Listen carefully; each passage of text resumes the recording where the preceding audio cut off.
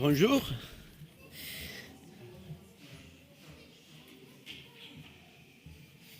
Vous êtes tous là, ça veut dire que vous avez changé l'heure. Bon, on risquait pas grand-chose, hein, mais bonjour à tout le monde.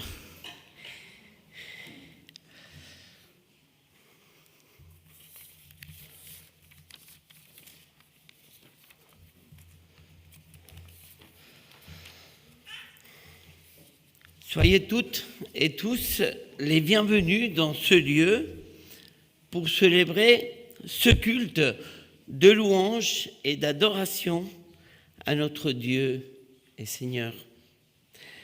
Que nous soyons d'ici même ou par l'intermédiaire du lien des connexions, que la grâce du Père, notre Dieu, que la paix du Seigneur et la présence de l'Esprit Saint soient avec nous ce matin. Je voudrais commencer en lisant un extrait que nous trouvons à la fin de ce qu'on appelle la confession de foi ménonite. Et cet extrait proclame, dit ce que nous croyons. Nous croyons en Dieu, le Créateur de tous, qui a appelé à l'existence un peuple des croyants. Nous croyons en Jésus-Christ, parole faite chair, qui a été crucifié et ressuscité pour nous. Il nous sauve du péché et de la mort. Il est notre paix et le Seigneur exalté de l'Église. Nous croyons en l'Esprit Saint, source de la rédemption et de la vie. Ces paroles qui proclament le socle de notre foi en tant qu'Église, qui est fondée, l'Église qui est fondée dans le Dieu trinitaire, Père, Fils et Saint-Esprit. Des paroles qui nous rappellent que nous sommes tous Église, parce que Dieu a désiré appeler à l'existence un peuple des croyants. Aujourd'hui, où sept de nos frères et sœurs ont fait la demande de devenir membres de l'association culturelle de l'église du Birkenhof, cultuelle, merci, cultuelle, je vais le redire sur clair pour tout le monde, cultuelle de l'église du Birkenhof, il est important de nous rappeler pourquoi nous sommes église. Ce n'est pas simplement par un choix humain, mais par le désir et la volonté de Dieu, laquelle a été manifestée en la personne de Jésus, Seigneur de l'Église, qui a donné l'Esprit Saint afin qu'il agisse dans l'Église. C'est pourquoi nous voulons exprimer toute notre gratitude à notre Dieu et Seigneur au travers de nos chants qu'on va avoir tout à l'heure, au travers de nos prières que vous pourrez faire à un moment donné, au travers de l'écoute de sa parole, une parole de vérité, une parole qui nous touche au plus profond. Nous voulons exprimer notre reconnaissance ensemble et en Église.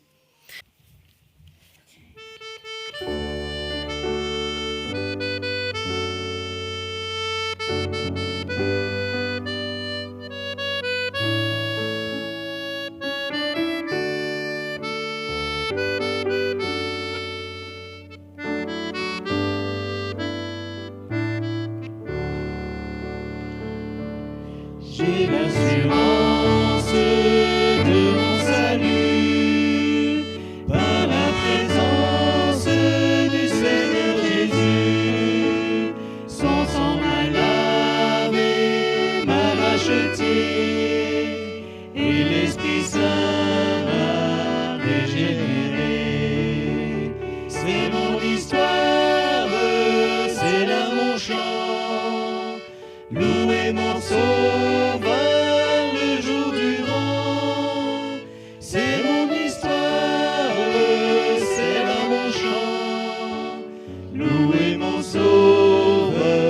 le jour durant.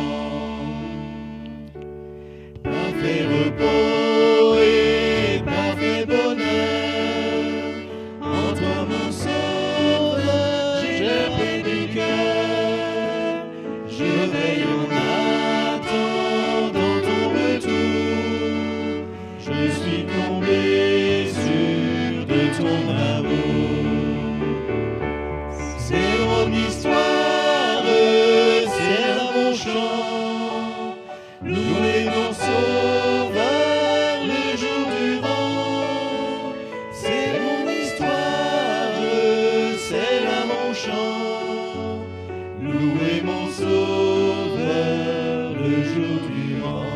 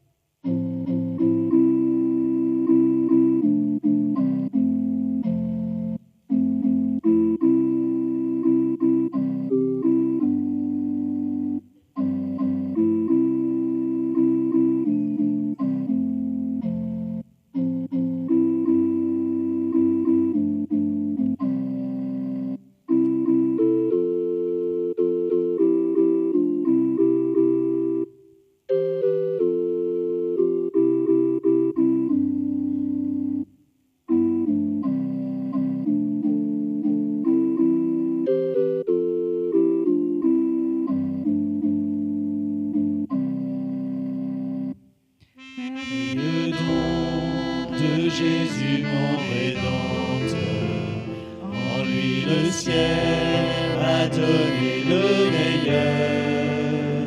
J'ai tout en lui, ma joie, ma paix profonde, l'amour parfait, justice et liberté.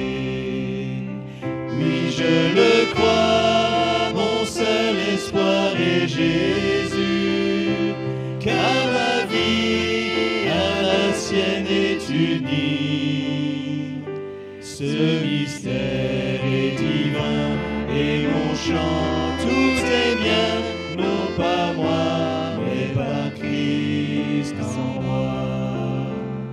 Je n'ai pas peur, jamais il n'abandonne. Malgré la nuit, il reste mon sauveur.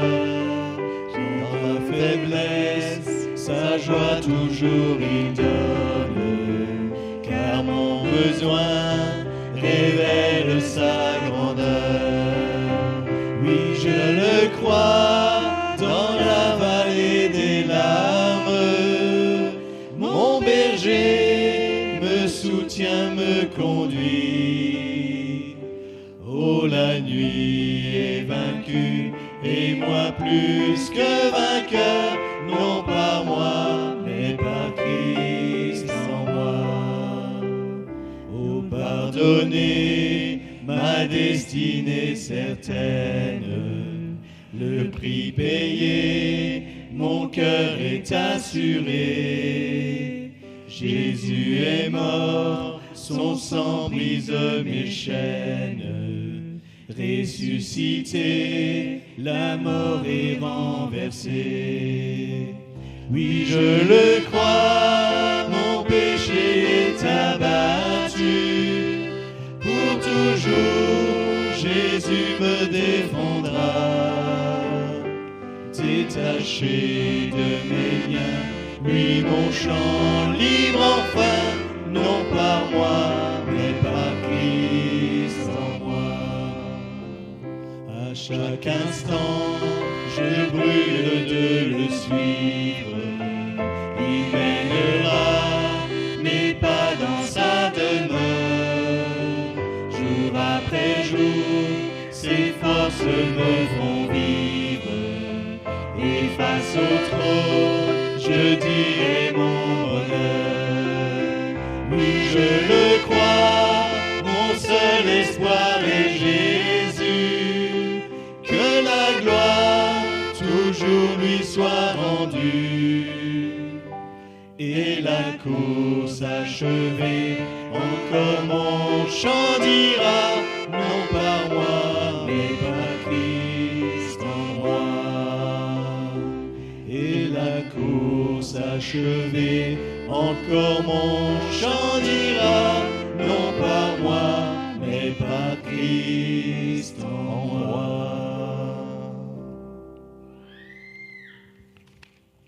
Pace et saluté pour les Corses qui parlent alsacien.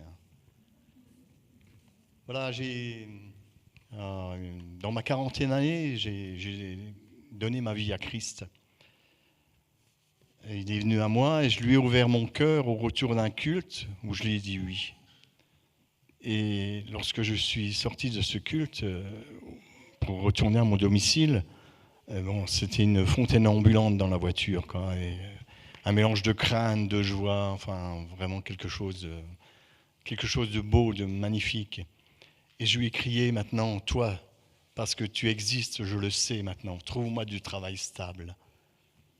Et 11 mois après, l'Éternel m'a placé sous les autorités dans un lieu où je n'aurais jamais voulu retourner de moi-même. Il y avait beaucoup de déplacements, éloigné de la famille, et dès que je le pouvais, alors après mon service, eh bien, je lisais sa parole.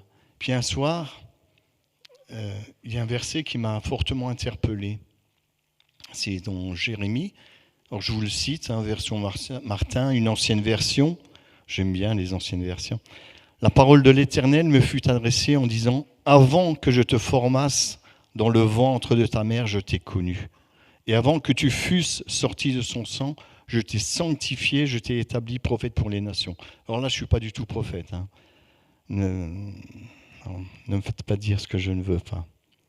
Alors, moi, dans ma petite tête, j'ai réfléchi, mais si l'Éternel me connaissait avant même l'acte de conception entre mes parents, alors tout s'éclairait, le fait que je me sois toujours senti à part, rejeté, différent de ce monde un peu bizarre, quoi. Mais il avait pris la poussière de la terre, il m'a formé comme on forme une belle poterie, avec mon nez, mes oreilles, bref, un chef-d'œuvre, quoi. Bon, vous êtes aussi des chefs-d'œuvre, hein. Et le moment venu, crac-crac entre les parents, et puis voilà, quoi. Alors, mais il y a quelque chose qui est comment dire, aussi, qui nous remet les pieds sur terre. C'est à la sueur de ton visage que tu mangeras ton pain et que tu retourneras dans la poussière, parce que nous ne sommes que poussière. Alors, bienvenue à tous les chefs-d'œuvre et rendons-lui gloire, tout simplement. Voilà.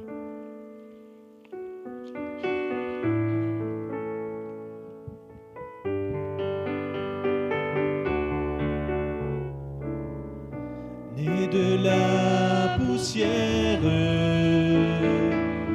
et d'éternité, j'ai vu la lumière, elle m'a racheté, et le cœur avide de vraie liberté.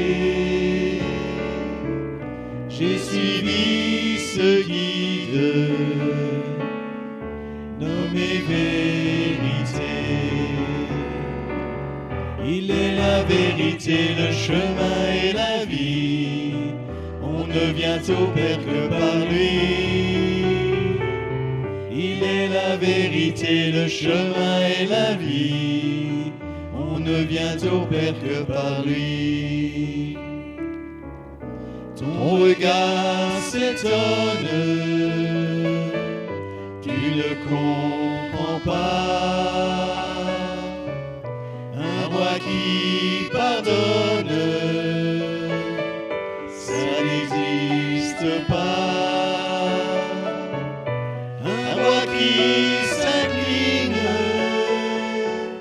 devant ses sujets, couronné d'épines, à toi de juger. Il est la vérité, le chemin et la vie. On ne vient au Père que par lui. Il est la vérité, le chemin et la vie. On ne vient au Père que par lui.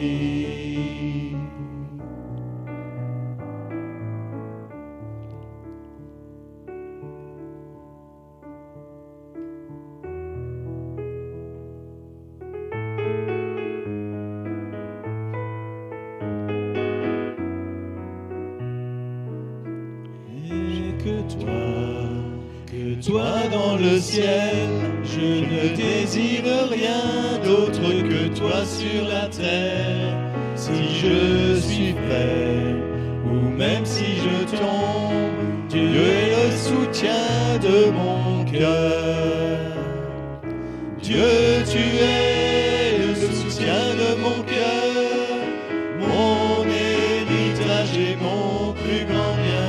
Oh oui, Dieu, tu es le soutien de mon cœur, près de toi je me sens bien.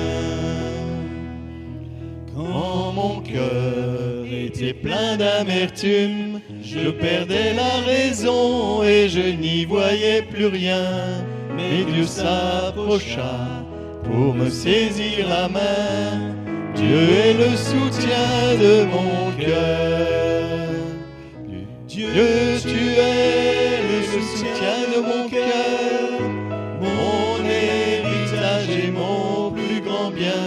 Oh oui, Dieu, tu es le soutien de mon cœur.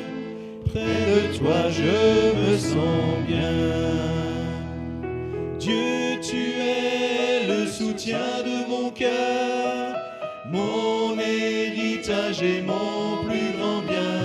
Oh oui, Dieu, tu es le soutien de mon cœur. Près de toi, je me sens bien.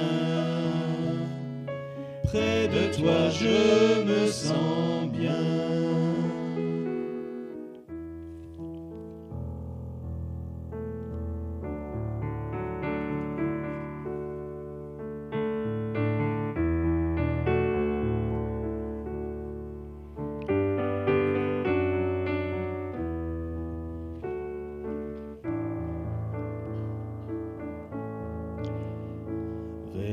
Toi, Seigneur, j'élève ma voix pour t'adorer,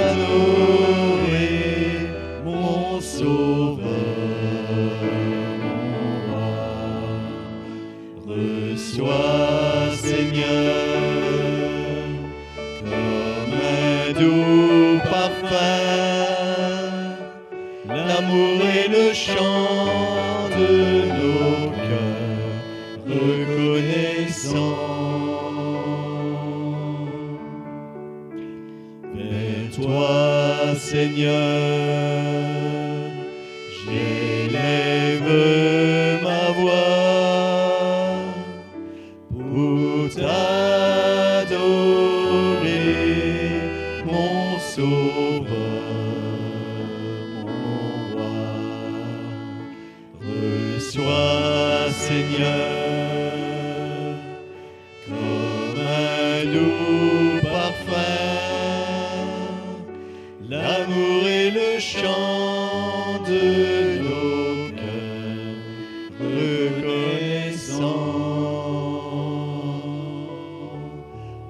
L'amour et le chant de nos cœurs reconnaissants.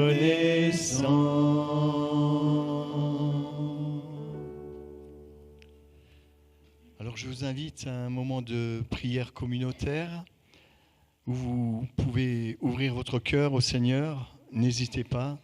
Et si vous ne vous exprimez pas avec votre bouche, exprimez-vous dans le cœur et lui, le Seigneur, il va au plus profond des cœurs et il les libère.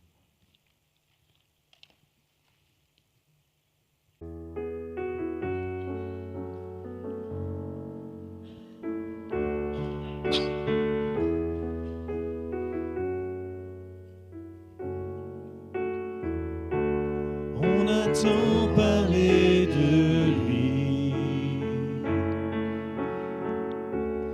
et tant méprisé aussi.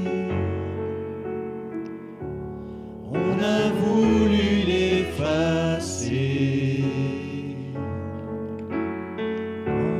en lui perçant les deux pieds, provoquer l'humiliation en le clouant sans raison. On a craché sur celui dont le visage aujourd'hui m'éblouit. Jésus,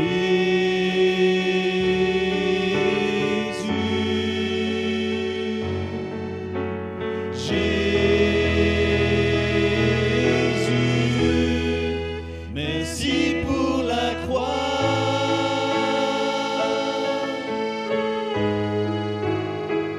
pour ton sacrifice parfait. Merci pour la croix,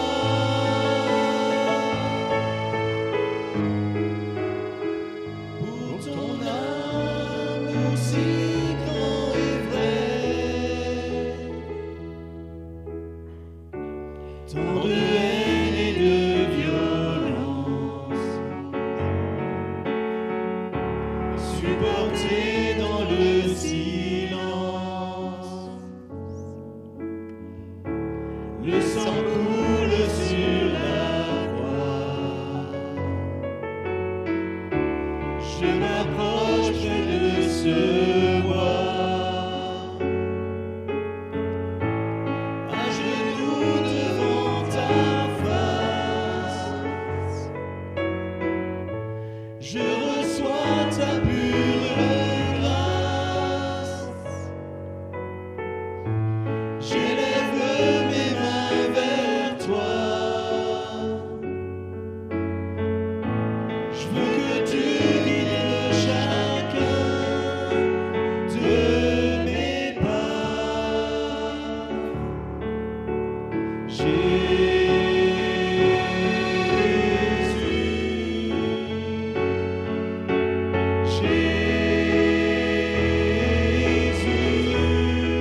merci pour la croix,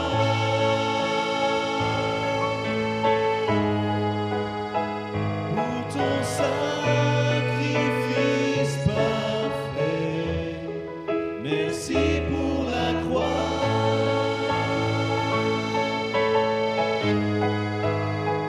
pour ton amour si grand et vrai. Merci pour la croix,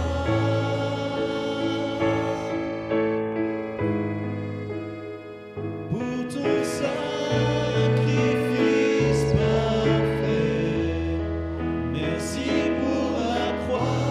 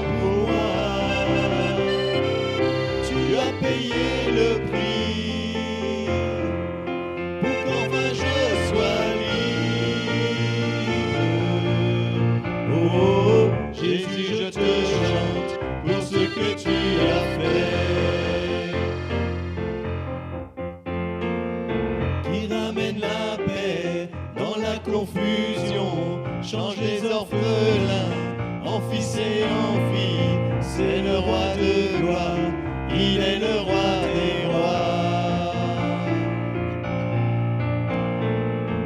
Qui règne sur les peuples dans la vérité, brille comme le soleil de tout son éclat. C'est le roi de gloire, il est le roi des rois. Quelle grâce incomparable, quel amour infini, que tu aies pris ma croix, que tu sois mort pour moi. Tu as payé le prix pour qu'enfin je sois libre. Oh Jésus, je te chante pour ce que tu as fait. Digne est l'agneau immolé, digne est le roi vainqueur sur la mort. Digne est l'agneau immolé, digne est le roi vainqueur sur la mort. Digne est l'agneau immolé, digne est le roi vainqueur sur la mort. Digne est l'agneau immolé, digne est le roi vainqueur. Quelle grâce incomparable, quel amour infini, que tu aies pris ma croix, que tu sois mort pour moi. Tu as payé le prix pour qu'enfin je sois libre.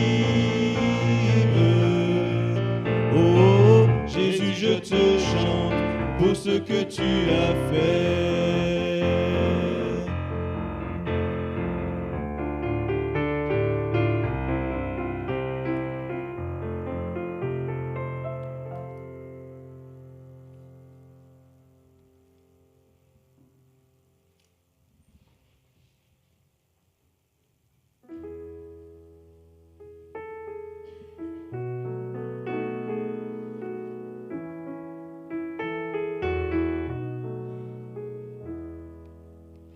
Entre tes mains j'abandonne tout ce que j'appelle mien. Oh, ne permets à personne, Seigneur, d'en reprendre rien. Oui, prends tout, Seigneur. Oui, prends tout, Seigneur. Entre tes mains j'abandonne tout avec bonheur. Je n'ai pas peur de te suivre sur le chemin de la croix. C'est pour toi que je veux vivre. Je connais, j'aime ta voix. Oui, prends tout, Seigneur. Oui, prends tout, Seigneur. Sans rien garder, je te livre tout avec bonheur. Tu connais mieux que moi-même tous les besoins de mon cœur. Et pour mon bonheur suprême, tu veux me rendre vainqueur. Oui, prends tout, Seigneur. Oui, prends tout, Seigneur. Je ne vis plus pour moi-même, mais pour mon Sauveur. Prends mon cœur et prends Que tout en moi soit à toi, que par ta divine flamme, tout mal soit détruit en moi. Oui, mon tout Seigneur, oui, mon tout Seigneur, prends mon cœur et prends mon âme, règne sur mon cœur.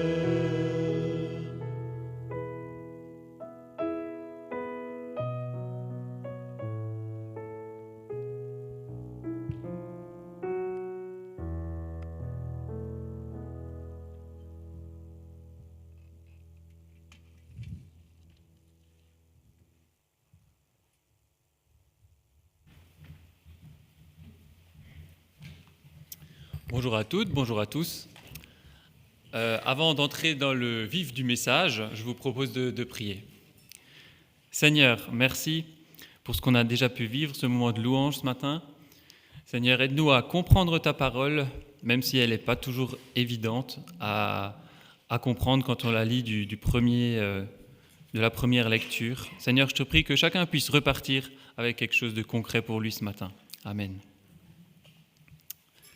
Alors, ce dimanche, c'est un dimanche sur la lecture suivie.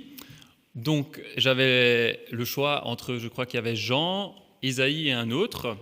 Alors, je ne suis pas la lecture suivie, mais il se trouve que dans ma propre lecture, je venais de lire Ésaïe. Et c'est vrai qu'à la première lecture, c'est pas toujours tout limpide. Pour ceux qui l'ont lu, je ne sais pas ce que vous en avez pensé.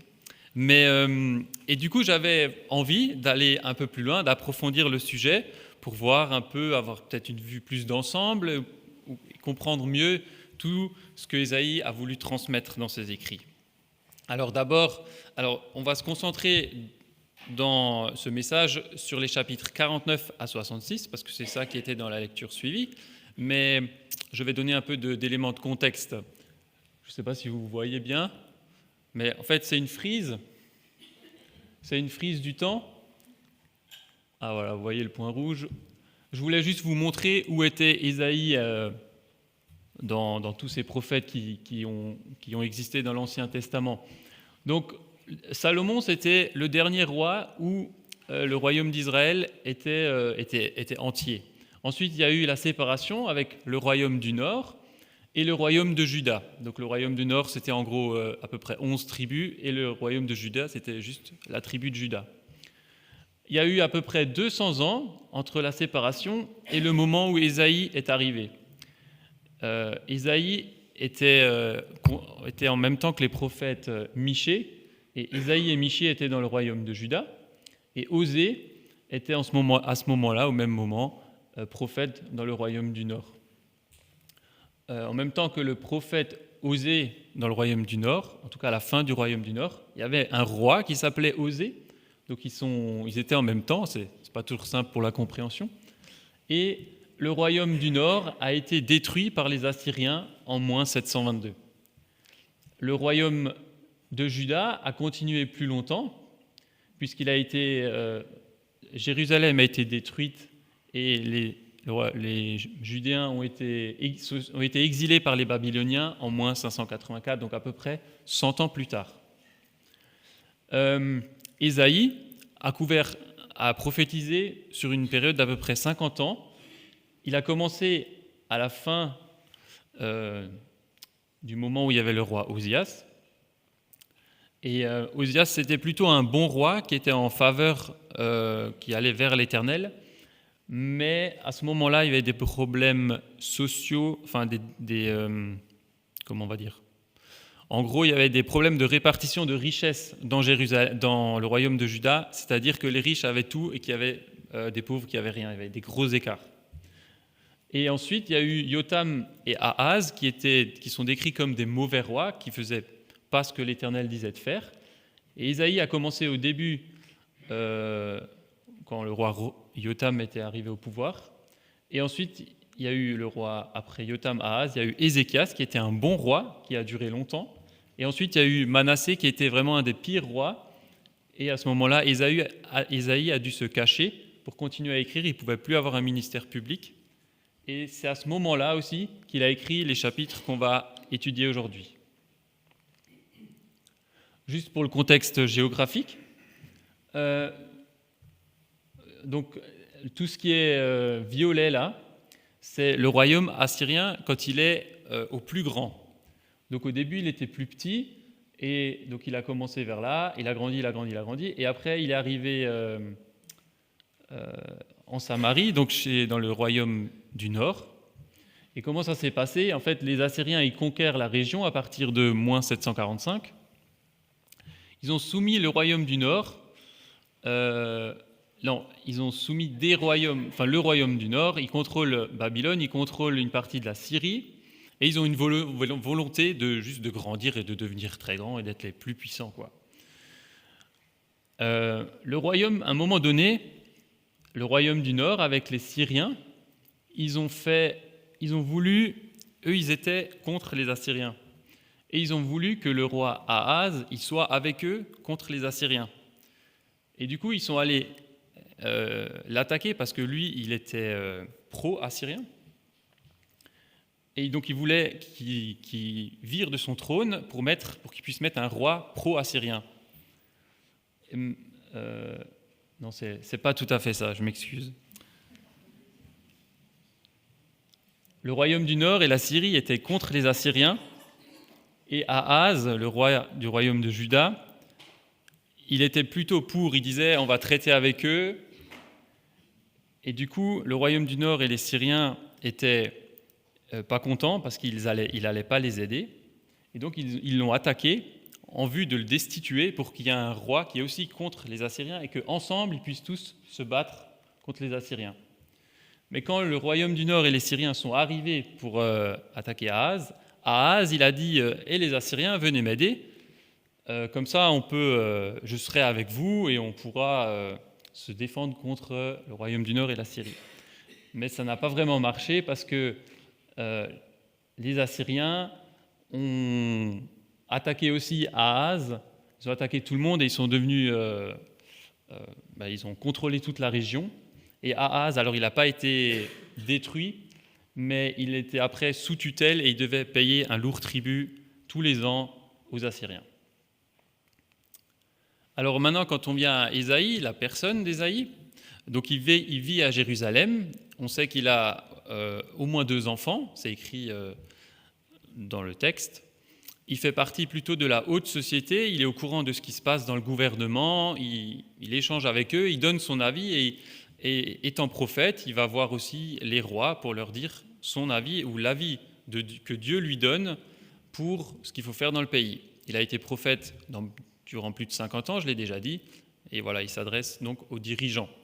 Et souvent dans ces prophéties, il y a une partie jugement, il va dire vous avez fait mal quelque chose, Dieu va vous punir, mais il y a toujours aussi un message d'espoir. Dans les chapitres qu'on va traiter ce matin, on parle surtout de la partie espoir, c'est c'est les derniers chapitres qu'il a écrits, et il y a surtout un côté espoir.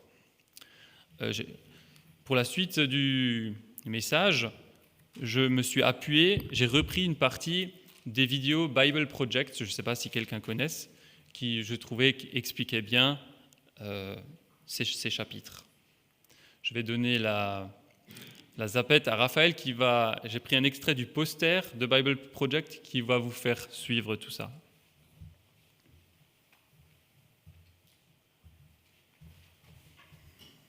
Donc la dernière partie du livre d'Ésaïe qu'on va regarder de plus près contient des promesses et des prophéties exceptionnelles et incroyables.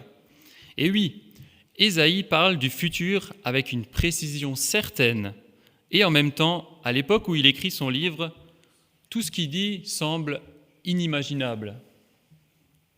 Je regarde juste si vous arrivez à voir, mais oui, je pense que c'est assez grand.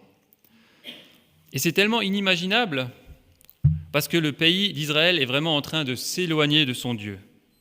Au moment de la rédaction de cette partie du livre, Ésaïe n'a plus de ministère public parce que le roi en place à cette époque, Manassé, est en train d'éconduire tout le peuple d'Israël. Ce qu'il a écrit est en partie réalisé aujourd'hui, mais pas complètement, on va le voir. Le livre d'Ésaïe contient des promesses non réalisées qui nous donnent encore espoir aujourd'hui. Et en plus, il nous aide à comprendre des promesses qui se sont déjà réalisées. Leur profondeur pour nos vies, la chance qu'on a. Dans les chapitres 49 à 55, on découvre un personnage appelé le serviteur de Dieu, qui mènera à bien la mission divine dans laquelle Israël a lamentablement échoué au cours des derniers siècles, donc notamment les 200 ans entre la séparation du royaume du Nord du royaume de Juda. Dieu donne à ce serviteur le nom d'Israël. On voit cette personne en mission pour tout d'abord réconcilier le peuple d'Israël avec son Dieu et deuxièmement être la lumière pour les nations. On apprend aussi que ce serviteur est habilité par l'Esprit de Dieu pour annoncer la bonne nouvelle et pour établir le royaume de Dieu sur toutes les nations. On découvre ensuite le moyen surprenant par lequel ce serviteur va rétablir le royaume de Dieu. Il sera rejeté, flagellé et finalement même tué par son propre peuple. La réalité est que par son acte d'accusation et sa condamnation à mort, il donne sa vie pour le péché de son peuple, car selon le prophète Ésaïe, la mort du serviteur constitue en fait un sacrifice d'expiation pour la méchanceté et la rébellion du peuple. Mais peu après la mort, on voit soudainement le serviteur revenir à la vie. Et on découvre que par sa mort, il a fourni à chacun le moyen de devenir juste. Autrement dit, il a réconcilié chaque personne avec Dieu. Cette partie du livre s'achève sur la description des deux réactions que peuvent avoir les gens suite au sacrifice du serviteur. Certains réagiront avec humilité, en se détournant de leurs péchés, en acceptant ce que le serviteur de Dieu a fait pour eux. Ces personnes seront, elles aussi, appelées des serviteurs et même la descendance, un terme qui fait référence à la sainte descendance, qui est réservée à ceux qui expérimenteront la bénédiction du royaume messianique. Mais il y en a d'autres, qu'on appellera tout simplement les méchants. Ils rejettent autant le serviteur que ses serviteurs, ce qui nous amène à la dernière partie du livre, les chapitres 56 à 66, où les serviteurs héritent du royaume de Dieu. Ces chapitres ont une superbe conception symétrique qui met bien en évidence tous les thèmes du livre. En plein milieu, au chapitre 60 et 62, on voit 3 très beaux poèmes qui décrivent le moyen par lequel le serviteur, qui a reçu l'Esprit de Dieu, proclame la bonne nouvelle du royaume de Dieu aux pauvres. Et il le fait en confirmant toutes les promesses d'espoir précédemment mentionnées dans le livre. La Nouvelle Jérusalem, la demeure des serviteurs de Dieu, sera comme une plateforme à partir de laquelle la justice, la miséricorde et la bénédiction de Dieu pourra se répandre à travers toutes les nations du monde. Et ces 3 poèmes sont encadrés par 2 longues prières de repentance. Et je lis Ésaïe 64, 6 et 7 pour donner un exemple. « Personne ne t'invoque, personne ne se ressaisit pour s'attacher à toi, car tu t'es détourné de nous et tu nous as fait défaillir sous le poids de nos fautes. Et pourtant, Éternel, toi tu es notre Père, nous sommes l'argile et tu es le potier qui nous a façonnés. Nous sommes tous l'ouvrage que tes mains ont formé. » Dans cette prière de repentance, les serviteurs confessent les péchés d'Israël et se lamentent sur tout le mal qu'ils voient sévir et qui doit sévir autour d'eux. Ils demandent donc à Dieu de leur pardonner, de faire venir son royaume sur terre comme il l'est au ciel. De chaque côté de ces prières figurent des séries d'autres poèmes contrastant l'issue finale entre les serviteurs d'avec les méchants qui les persécutent. Exemple, en Ésaïe 65, 13 et 14, où Ésaïe parle aux méchants. « C'est pourquoi, voici ce que dit le Seigneur, l'Éternel.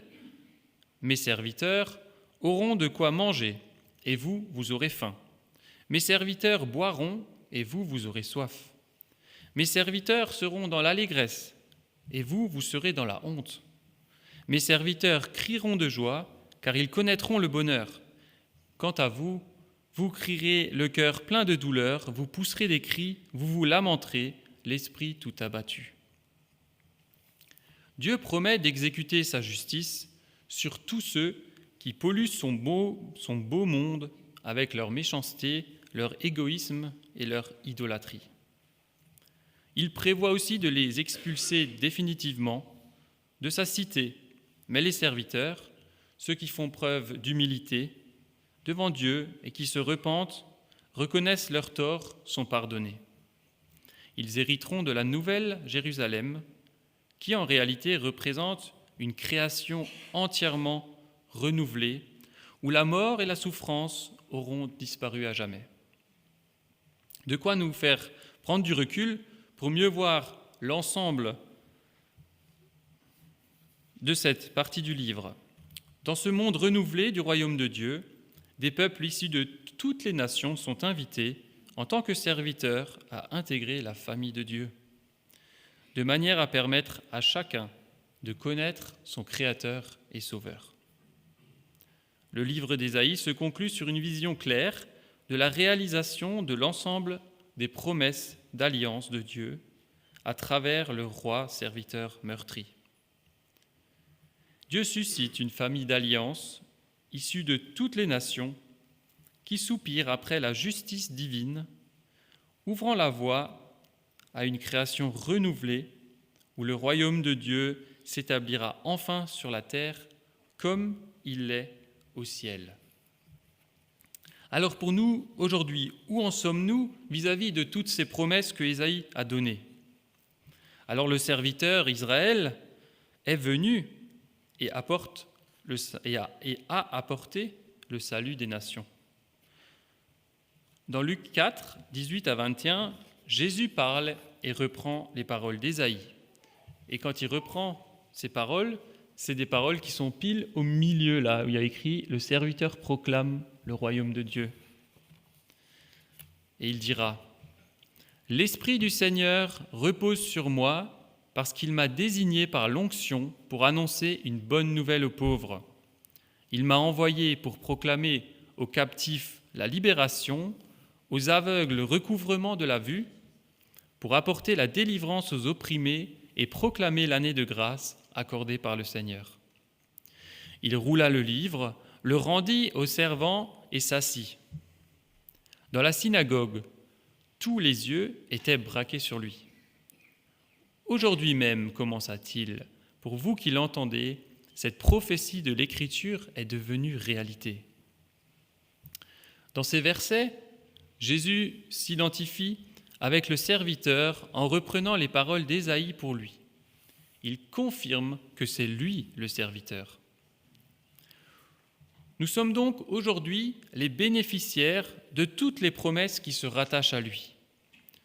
Sauvés par grâce, par la mort et la résurrection de Jésus, la promesse d'Ésaïe s'est réalisée en Jésus environ 7 siècles après qu'Ésaïe l'a annoncé. Le salut n'est plus réservé à la nation Israël, mais s'adresse à toutes les nations. La relation entre Dieu et les hommes et femmes ne passe plus par un peuple précis, mais s'adresse à tous ceux du monde entier qui acceptent son message. Ce n'est plus comme avant, où si tu faisais partie du peuple d'Israël, et plus précisément si tu faisais partie du royaume de Juda, ou au moment où Ésaïe écrit, tu faisais automatiquement partie du peuple élu, et tous les autres peuples ne pouvaient pas avoir de relation avec Dieu. Aujourd'hui, le peuple de Dieu, c'est plus une nation avec des frontières, mais une multitude d'individus de toutes les nations. C'est de cette manière que le royaume de Dieu grandit, en ajoutant toujours plus de personnes à son nombre et aussi en manifestant de plus en plus d'actions de grâce dans le monde. mais toutes ces promesses ne sont pas encore accomplies. Quand Ésaïe prophétise, il parle de Jésus et de la Nouvelle Jérusalem qui représente le paradis, comme si les deux avaient lieu en même temps. Mais on réalise bien aujourd'hui qu'il y a du temps entre chaque étape. Je prends un exemple. Les destinataires des écrits d'Ésaïe, c'est-à-dire les habitants du royaume de Juda, recevaient ces écrits comme une histoire qui arriverait en une fois. Ils pensaient que leur déportation, l'avènement du roi serviteur, Jésus, et la Nouvelle Jérusalem, le paradis, ce serait un peu en une fois. Mais en réalité, il y a déjà eu une centaine d'années jusqu'à la déportation. Ensuite, il y a eu 600 ans jusqu'à ce que Jésus arrive, et maintenant, ça fait déjà 2000 ans qu'on attend la Nouvelle Jérusalem. Alors on peut dire qu'on n'a jamais été si près du but. Mais on ne sait pas vraiment à quelle distance est le but. C'est comme quand on marche en montagne, on voit le sommet qu'on veut atteindre, mais il est parfois difficile d'estimer la longueur du chemin qui y mène. Et puis, on ne sait pas comment ce sera, la Nouvelle Jérusalem. On a des caractéristiques et d'autres livres qui complètent les visions d'Ésaïe, et notamment l'Apocalypse. Mais malgré tout, on a une idée, une description, mais on ne connaît pas encore. C'est comme le sommet de la montagne qu'on gravit. Quelqu'un peut vous en parler en long, en large et en travers, mais c'est seulement quand vous y êtes que vous comprenez ce qu'il voulait dire. C'est seulement quand vous avez gravi la montagne, que vous êtes arrivé au sommet, que vous comprenez vous-même toute la beauté, toute la hauteur, tout ce qu'on voit quand on y est. C'est pareil avec le paradis. On sait que ce sera excellent, mais on n'arrive pas encore à l'imaginer, vraiment. À l'époque d'Ésaïe, les gens avaient certainement autant de mal à imaginer ce que Jésus ferait que nous, aujourd'hui, on a du mal à imaginer le paradis. Et pourtant, quand on regarde en arrière sur ce que Jésus a fait, on dit que ce que Ésaïe avait écrit sur Jésus était complètement vrai. Et je pense que quand on sera au paradis, on dira aussi que tout ce qui a été écrit dans la Bible au sujet du paradis était vrai, même si aujourd'hui on a encore du mal à l'imaginer. Alors autant la Bible et Ésaïe a dit vrai au sujet de Jésus, autant on verra qu'il a dit vrai au sujet du paradis, de l'enfer et de la vie éternelle. Alors continuons à marcher fièrement et dans la joie avec Dieu qui nous prépare déjà maintenant une nouvelle maison éternelle. Remercions encore Jésus qui a ouvert le chemin et qui nous donne accès à la vraie vie et bientôt au paradis. Alors je vous propose de chanter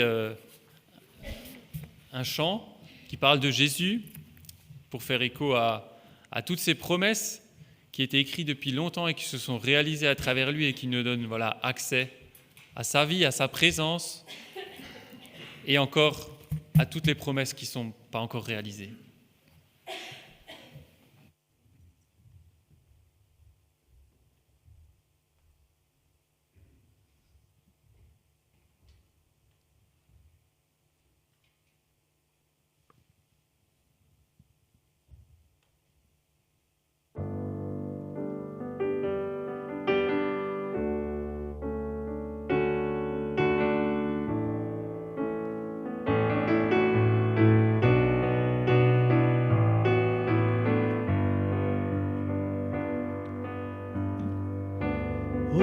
Si merveilleux, ô ton nom est si merveilleux, le nom de Jésus-Christ, mon roi. Ô ton nom est si merveilleux, ta beauté sans pareil. Ô ton nom est si merveilleux, le nom de Jésus.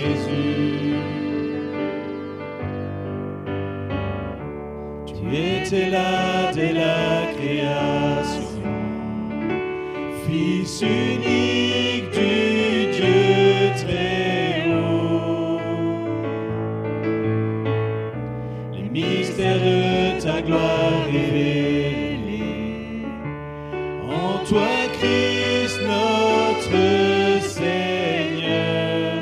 Oh, ce nom est si merveilleux. Oh, ce nom est si merveilleux. Le nom de Jésus-Christ, mon roi. Oh, ce nom est si merveilleux. Sa beauté est sans pareil. Oh, ce nom est si merveilleux. Le nom de Jésus. Tu n'as pas voulu les cieux sans nous. Alors Jésus, tu es venu. Ton amour a vaincu nos péchés. Rien ne peut nous séparer. Oh, ce nom est si glorieux. Oh, ce nom est si glorieux. Le nom de Jésus-Christ, mon roi. Oh, ce nom est si glorieux. Sa beauté est sans pareil. Oh, ce nom est si glorieux. Le nom de Jésus.